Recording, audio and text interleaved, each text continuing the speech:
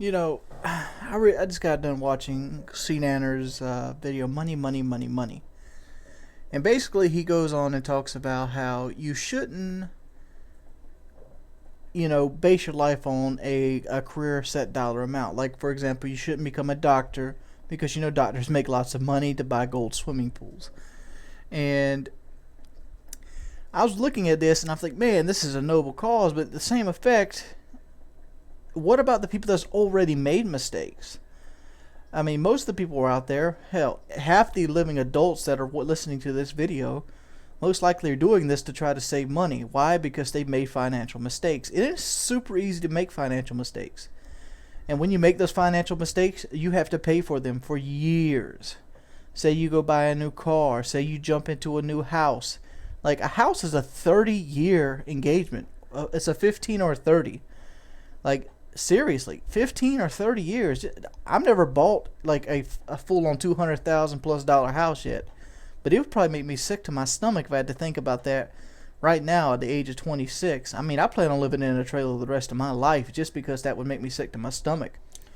But let's go on and kind of examine some of the other things he says in the video. He has a noble cause. It's a great video. And, but he basically is living in a fantasy world. And he says before himself, he's worked a minimum wage job. He struggled to make the rent payment. But like, struggling to make the rent payment, I don't know how much rent is in California, but like, what about the people out there that's got like, I don't know, $3,000 or $4,000 worth of bills every month? I mean, this is just a standard household. Like, let's take your standard household for example. So you got a man and a woman. They both have a car payment. Car payment racks somewhere between $300 to $400 a piece. Right there is $800. You have a mortgage payment of $1,200. That's $2,000. Then you have utilities. The utilities rack up to be another $700 to $1,000. Now you have $3,000. Then you got stuff that hits you periodically. You have like property taxes, income taxes. Say you're self-employed like that. And all of a sudden you have $3,500, $4,000 worth of money you got to pay out every month. And now you doing what you want to do no longer matters. Hell, most people come out of college or out of like their film school with a massive amount of debt. How much does it cost to go to school nowadays? You always hear Woody talking about wanting to put money back in a college fund for his kids because Woody knows how much it costs to go to school. It costs a fuck ton. You have people graduating high school with these master degrees, well, not high school, but college with these master's degrees, and they're fucking $60,000 to $70,000 in the hole right out the fucking gate. There's 70 grand in the hole. So right there is a payment on its own. What a 70 grand payment looks like? What? I don't know how long they finance those things, so I can't really give you an idea. But it's going to be a chunk of change. That's going to be at least another $500 per month added onto that bill I just talked about. I mean, sometimes you have to do things for money, and like money, it does bring one thing: stability. And if you crave money too much, I think people don't. Well, I'm getting tongue twisted here. But Seananners talked about money brings stability and the fear of not having money. Yes, it does.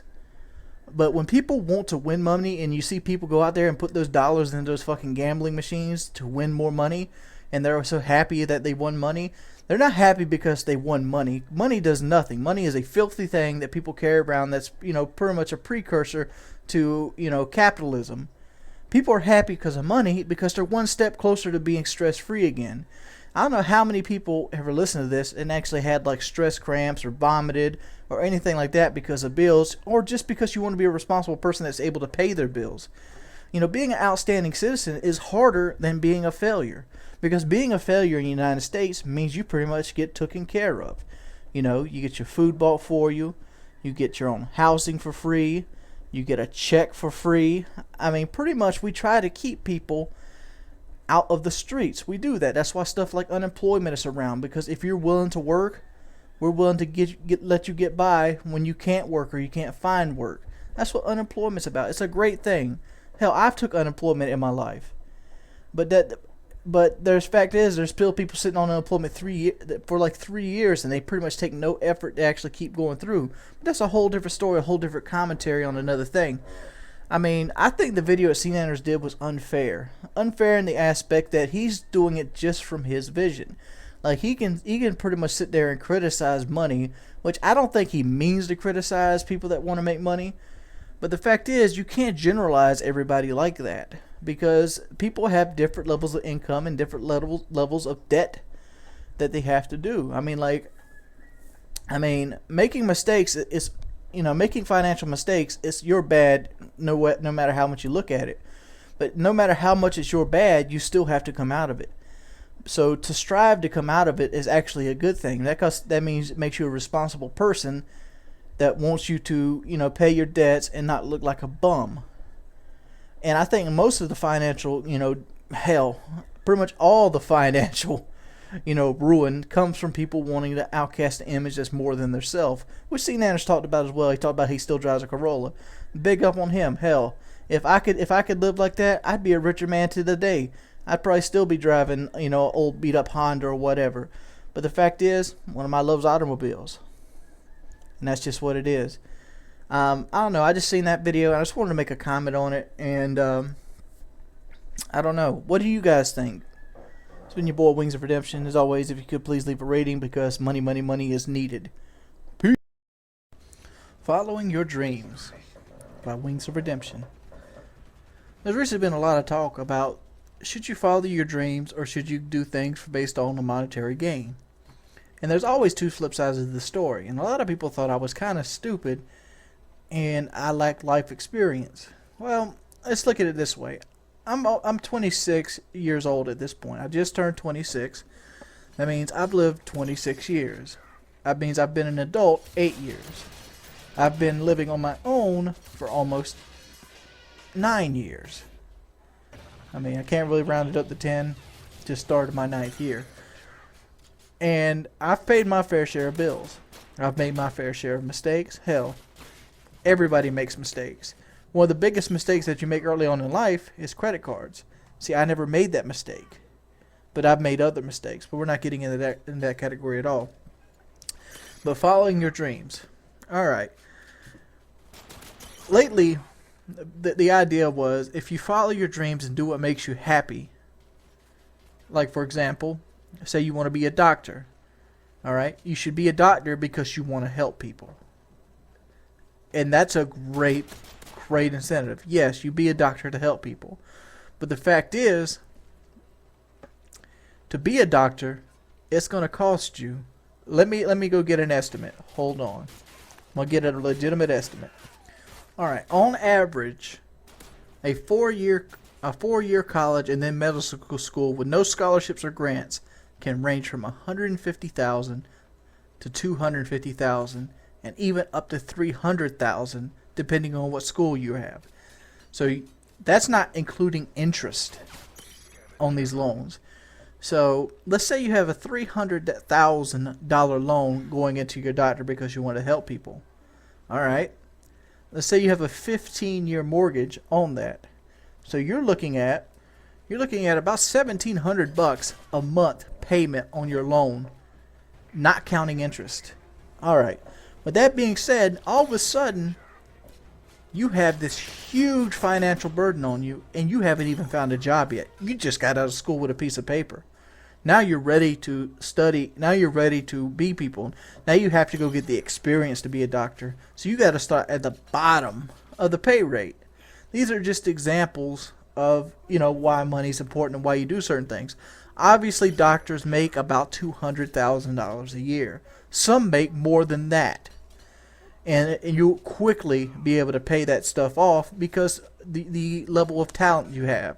That's kind of like restoring an item. You find a piece of shit item, restore it, you can sell it for more than it was worth. So obviously, doctor is a pretty good profession, and eventually you'll be able to go there. But it kind of hits you with that money burden to begin with. And what this is all trying to say is money is a necessary evil. There's that word, necessary evil. If you want to go to McDonald's, I know you might say, "Oh, you're fat, Wings," but if you want to go to McDonald's, and you go and you look at the menu and your stomach's grumbling and you're looking at it and be like, man, I really like that sandwich. They're not going to give you that sandwich on hopes and dreams. They're going to want money for it. Because hopes and dreams are a great thing to have, and it's a great thing to strive for, and it's even better if you can say that you went for it. You know why I'm in the position I am today? And people are like, well, you play video games for a living. You know why I play video games for a living? Because I took a chance. Instead of going out there and making a new resume, I sat down at my computer and I started learning a skill that I did not have when I first sat down at that computer, and this is where I'm at today. I took a risk, just like that guy that got that doctorate. He took a risk. He took a $300,000 gamble that he would be successful at what he did. If he would have flunked out of medical school, he would still be liable for that money, but he could be working at McDonald's. He could have ruined his credit for the rest of his life. He could even have been on the streets if his parents hated him. But the fact is, sometimes it's easy to say, do what you love and money will come, when you did what you love and money came. For example, I did what I loved and money happened to come with it. I don't know how long the money is going to last, but I'm still doing what I did. And even if it shut down today, I've said it before, I can look back on my life and say, yeah, I went out and did what I wanted to do for a living, and I did it. I set out to do it. And that's the way I look at life. You know, I look at life at risk, and I look at life at stress. I look at life at this. But the fact is, you got to do what you want to do with your life with the time that you have to do it. And I know you shouldn't let money influence your choices like that. But the fact is, sometimes money has to influence your choices. And it's easy for somebody like Seananners to say that, you know, don't let money dictate your life, you know, gold swimming pools and all. But guess what? Kids aren't a gold swimming pool, but they cost probably just as much. And when you get kids, your whole persona changes. No longer are you living for yourself. Now you're living for someone else. And anybody out there that's listening to me that has kids know what I'm saying. Kids are a big deal, and they're an expensive big deal. But it's not. It's something. It's like a labor of love that you do. No longer are you, you know, caring for Jordy. You know, Jordy wants to drive his, you know, his old Silverado, and you know, pretty much, you know, bum around, beat around, and do whatever. No, Jordy has responsibility now, and responsibility is what a lot of people are kind of seeing as this thing. And I just can't stand behind the idea of teaching somebody that they should do whatever the hell they want and hopefully they get paid for it. When in real life, you have to be responsible. I mean, you can't get a much clearer the message than that. Because think of how many people that tried to be a big rapper and failed. Think about how many people tried to do what I'm doing right now and have failed. They haven't failed in the fact that they gave up. Well, some of them have gave up. I'm not going to drop any names, but you could probably name a couple channels that have failed at doing this. And it's not because they didn't have the talent. It's not because they didn't have the strive to do it. It's because not everybody succeeds at what they do. I mean, some things are done by chance. You think a guy that wins the lottery, think the guy that won the $600 million lottery, you think he will be considered a failure now in life? No, he's a success. Why? Because he took a chance. He bought a ticket. He spent money and it came through to him. But not everybody's going to win the lottery. And sometimes you have to wake up and realize that you have to do certain things to get certain things done. And that's what I was trying to portray in the Money, Money, Money Part 1 when I was answering Seananners' video. And that's pretty much all I got to say about it. I mean, if you like this video, please give it a like. As always, been your boy, Wings of Redemption.